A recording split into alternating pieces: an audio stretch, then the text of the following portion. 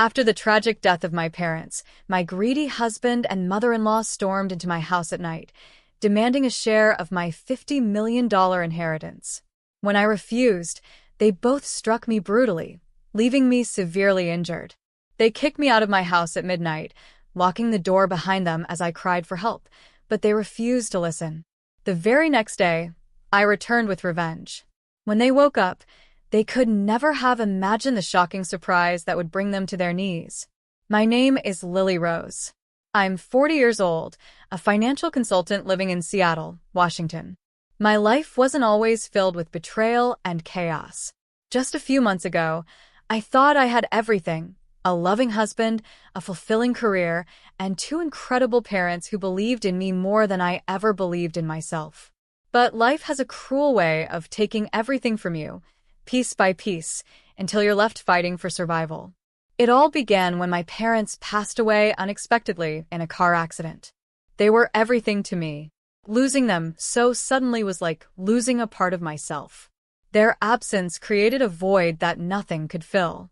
But they didn't just leave me their love and memories, they left me their legacy, a $50 million estate. It wasn't just about the money. That inheritance symbolized their hard work, sacrifices, and dreams for my future. I swore to protect it with everything I had. At first, my husband, Jason, seemed supportive. We had been married for over 10 years, and I believed we were a team.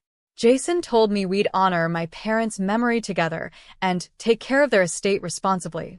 His mother, Martha, who had always been polite but distant, also appeared sympathetic at first. I was naive enough to believe they cared about me and my loss. For the first few weeks after the funeral, I focused on organizing my parents' affairs. Their estate consisted of properties, investments, and businesses they had built from the ground up. Managing it was overwhelming, but I poured myself into the work. I wanted to make them proud, even in their absence. Then the cracks began to show. It started with little things: Jason making comments about how I needed to lighten the load and let him handle some of the finances. I brushed it off, thinking he was just trying to help. But then Martha began dropping hints, subtle at first, about how my parents' wealth should benefit the whole family. "Lily," she said one evening over dinner, her voice sweet but calculated, "don't you think your parents would have wanted Jason and you to share the fortune with those who've supported you? After all, family is everything." I smiled politely, trying to suppress my irritation. "Martha, my parents worked their entire lives for this. It's their legacy. I want to protect it and honor their memory." Her expression tightened, but she didn't argue further. I should have seen the warning signs, but grief blinded me. I convinced myself it was just a misunderstanding. Over the next few weeks, Martha's hints became sharper, more frequent. Jason began to echo her sentiments, suggesting we invest in properties or luxury items for the family. The tension in the house grew thicker with every passing day. One evening, Jason brought up the idea of buying a vacation home. "Lily, it'd be great for all of us. A place where we could gather, relax, and enjoy life. Think about it, it'd only cost around $5 million. It's nothing compared to the estate." I stared at him, disbelief coursing through me. "Jason, that's not what this money is for. My parents didn't leave it behind for vacations or luxury homes. They left it to secure the future, to build something meaningful." His face darkened, but he didn't push further. At least not then. Martha, however, didn't stop. She began visiting unannounced, inspecting my parents' home as if it were already hers. Her tone grew harsher, her words sharper. "You're being selfish, Lily," she said one afternoon, her voice dripping with disdain. "Your parents wouldn't want you hoarding their wealth while the rest of the family struggles. It's disgraceful." I clenched my fists, holding back the anger threatening to spill out. "This isn't about hoarding, Martha. It's about preserving what they built. You wouldn't understand because you didn't know them like I did." Her glare sent chills down my spine, but I refused to back down. Things took a darker turn one night. Jason and Martha arrived together, uninvited, their faces filled with determination. I was sitting in the living room, going over some documents, when they barged in. "We need to talk," Jason said, his voice cold and firm. I set my papers aside, uneasy. What's going on? Martha crossed her arms. Enough of this nonsense, Lily. It's time you stop being so selfish and start thinking about the family. We're taking control of this estate, whether you like it or not. Her words sent a wave of anger and fear through me. You have no right to take anything. This is my parents' legacy, and I won't let you destroy it. Jason stepped forward, his expression hardening. Don't make this difficult, Lily. We've supported you long enough. It's time you give back. I stood up, trembling with a mix of rage and disbelief. Supported me? You mean manipulated me? You're not taking a single penny from my parents' estate. Martha's eyes narrowed, and Jason's jaw tightened. I didn't realize just how far they were willing to go. That night marked the beginning of the nightmare I never saw coming. I had no idea just how ruthless Jason and Martha could be until that fateful night. What started as a heated argument spiraled into something far more sinister, a night that would shatter any remaining illusion of trust one had in them. It was late, maybe 10 p.m. I was still reeling from the confrontation earlier that evening. Jason had barely spoken a word after Martha left, avoiding eye contact as he sat in the corner scrolling on his phone. The silence between us was suffocating, and I couldn't shake the feeling that something was brewing. Then, without warning, the front door slammed open. Martha stormed in, her face twisted with fury, and behind her was Jason, his expression unreadable but tense. My heart sank. I should have known they wouldn't let this go. Lily, this ends tonight, Martha spat, her voice sharp and venomous. You're going to sign over control of the estate, or we'll make sure you regret it. I stood my ground, though fear bubbled beneath the surface. You can threaten me all you want, Martha, but I'm not signing anything. This is my parents' legacy, and I won't let you ruin it. Jason finally spoke, his voice low and cold. Don't be stubborn, Lily. You're making this harder than it needs to be. Just sign the papers. I looked at him, my husband of 10 years, the man I thought would always protect me. Jason, how can you do this? How can you stand there and side with her? I'm your wife. His eyes flickered with something, guilt, maybe, or shame, but he didn't waver. You've left me no choice, Lily. Family comes first, and you're acting like this is all yours. It is all mine. I snapped, my voice trembling. My parents worked their entire lives to build this, and you have no right to take it from me. That's when Martha lost it. She lunged toward me, grabbing my arms so tightly that I winced. You ungrateful little brat, she hissed. If it weren't for us, you'd have nothing. Nothing. I yanked my arm away, my pulse racing. Get out of my house, both of you, I shouted, hoping my voice would mask the growing fear inside me. But they didn't leave. Instead, Jason stepped forward, his face hard as stone. You brought this on yourself, he said, and before I could react, he shoved me backward. I stumbled, hitting the edge of the coffee table and falling hard onto the floor. My body screamed in pain, but the physical ache was nothing compared to the betrayal burning in my chest. Jason, I whispered, looking up at him, my voice filled with disbelief. How could you? He didn't answer. Martha, emboldened by his actions, grabbed the documents she had brought with her and threw them onto the table. Sign them, she barked. Or you'll wish you had. I pushed myself to my feet, shaking. I'm not signing anything, I said firmly, though my voice trembled. And you'll regret this. Jason's expression darkened. Fine. If that's how you want to play it. Before I could process what was happening, he grabbed my arm and dragged me toward the door. I struggled, but he was stronger, and Martha was right there, blocking my escape. Let me go. I screamed, kicking and twisting, but they didn't stop. They opened the front door and pushed me out into the cold night. I tripped on the steps, landing hard on the pavement. The sharp chill of the night air bit into my skin as I scrambled to my feet. Martha's voice rang out behind me. Don't come back until you're ready to do what's right. The door slammed shut, leaving me standing there, battered and bruised, both physically and emotionally. For a moment, I just stood there, stunned. My own husband and mother-in-law had just thrown me out of my house, like I was nothing. I didn't know where to go or what to do. My entire life had been upended in a single night.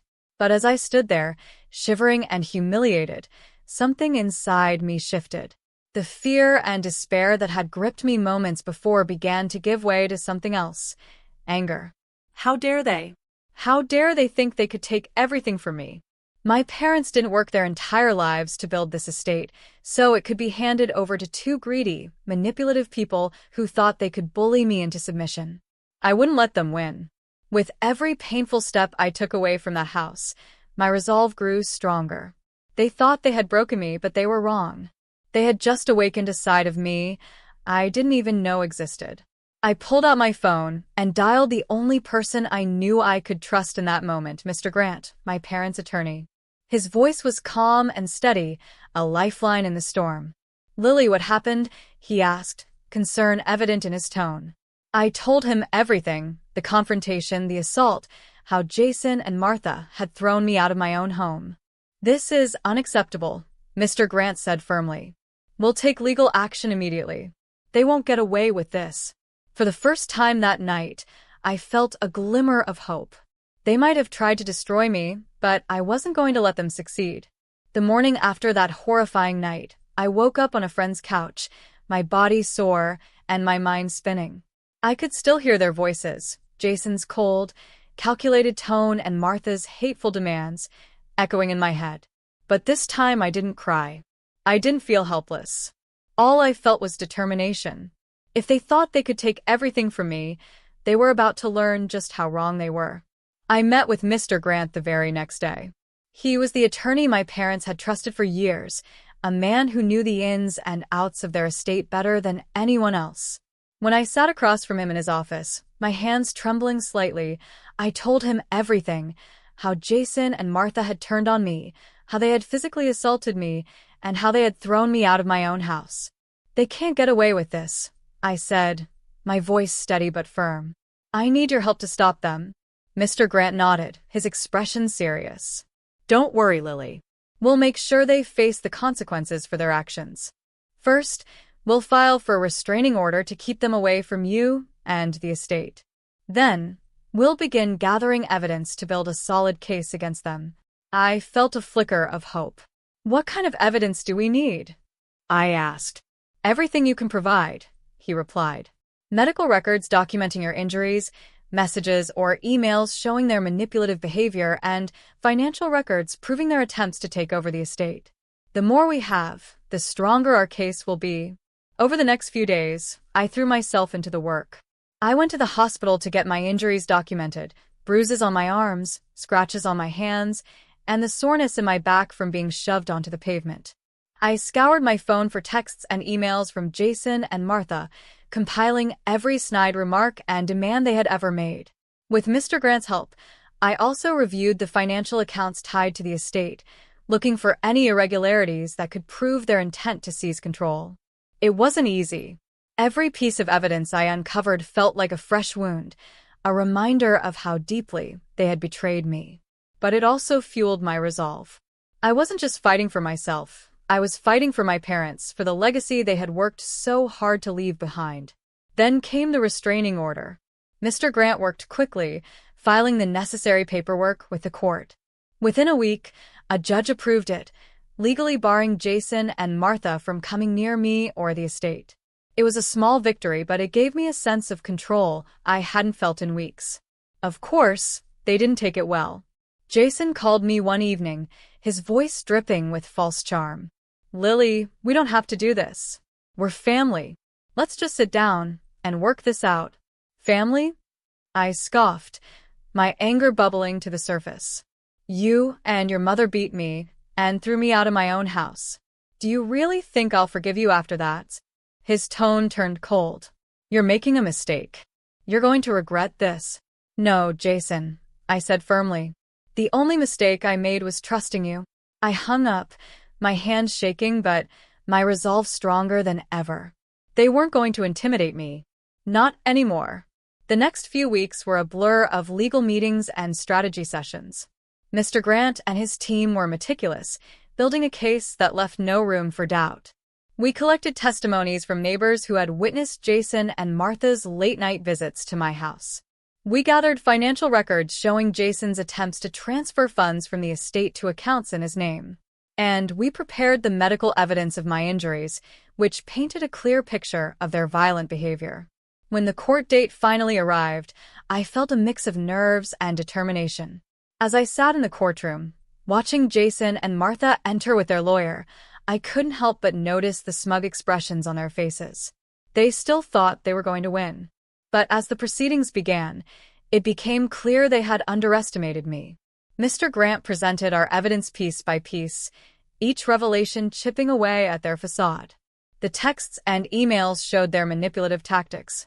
The financial records proved their greed. And the medical reports left no doubt about the physical assault. Jason's lawyer tried to spin the story, painting me as unstable and uncooperative. But when I took the stand and recounted the events of that night, the way Jason shoved me, the way Martha grabbed and berated me, it was clear who the real villains were. As I spoke, I saw Jason's expression shift from smug to panicked. For the first time, he realized he was losing. Martha, meanwhile, glared at me with pure hatred, but even she couldn't deny the weight of the evidence against her. The trial lasted 3 days. On the final day, the judge delivered the verdict: guilty. Jason and Martha were sentenced to prison for their crimes, and the court ruled in my favor, affirming my sole ownership of the estate. As the bailiffs escorted them out of the courtroom, Martha shouted, "This isn't over, Lily. You'll regret this." But I didn't feel fear. I felt relief. For the first time in weeks, I felt free. The day Jason and Martha were sentenced felt like waking up from a nightmare. As I walked out of the courtroom, a weight I didn't even realize I had been carrying finally lifted. For the first time in months, I felt free, not just from their greed and manipulation, but from the fear they had planted in my heart. But freedom wasn't the end of the journey. I still had to rebuild my life, piece by piece, and take control of the legacy my parents left me. Their estate, their dreams, it was all still intact, but it needed care, direction, and a fresh start. And I was ready to give it everything I had. I started with the house, the same house Jason and Martha had tried to steal from me. It had always been my parents' pride and joy, a home filled with love and warmth. But after everything that had happened, it felt tainted, like a place haunted by betrayal. I knew I couldn't leave it that way. So I decided to transform it. I hired a team of contractors and designers, pouring myself into every detail of the renovation. The dark, heavy furniture was replaced with bright, airy pieces. The walls were painted in soft, calming colors that made the space feel open and welcoming. The living room, once a place of tension and conflict, became a vibrant, cozy area for entertaining. I turned the study, where so many confrontations had taken place, into a creative workspace filled with plants, light, and everything I needed to focus on my work as a financial consultant. Every change I made to the house felt like reclaiming a part of myself. It wasn't just a renovation, it was a rebirth. By the time the work was finished, the house no longer felt like a battlefield. It felt like home. At the same time, I threw myself into managing my parents' estate. With the help of Mr. Grant and a team of trusted advisors, I reorganized the businesses my parents had left behind. I invested in new ventures that aligned with their values, focusing on sustainability and community impact. One of the properties I owned became a shelter for women who had faced abuse and homelessness, a cause that now felt deeply personal to me. As the estate grew, so did my confidence. For years, I had lived in the shadow of my parents' success, doubting whether I could ever live up to their legacy. But now I realized that their strength was in me. I wasn't just preserving their dreams, I was building my own. The hardest part of the journey, though, was facing the emotional scars left behind by Jason's betrayal. For 10 years, I had trusted him, loved him, and believed in him. Letting go of that pain wasn't easy, but it was necessary. I spent hours in therapy, working through the anger, the hurt, and the lingering doubts about myself. Slowly, I began to heal. I also started reconnecting with old friends, people I had drifted away from during my marriage. Their support reminded me of the kind of love and loyalty I had been missing for so long. I even started mentoring young women in my field, sharing my experiences and helping them navigate challenges in their careers. Giving back became a source of healing and purpose for me. One evening, months after the trial, I stood on the balcony of my newly renovated home, watching the sun dip below the horizon. The sky was painted in shades of orange and pink, and for the first time in a long time, I felt at peace. This was the view my parents had loved so much, the view they had worked their whole lives to protect. And now it was mine. But this wasn't just about reclaiming what was taken from me. It was about learning who I truly was, someone stronger than I ever thought possible, someone who refused to be defined by betrayal or loss. Jason and Martha had tried to destroy me, but in the end, they only made me stronger. The journey wasn't easy, and the scars they left will always be a part of me. But those scars are also a testament to my resilience. They remind me of everything I've overcome, everything I've built, and everything I've yet to achieve. As I stood there, the cool breeze brushing against my skin, I thought of my parents. I hoped they could see me, standing in the home they built, carrying their dreams forward. They had given me the tools to survive, to fight, and to rebuild. And I knew, deep in my heart, that I had honored their legacy in the best way possible, by becoming the person they always believed I could be.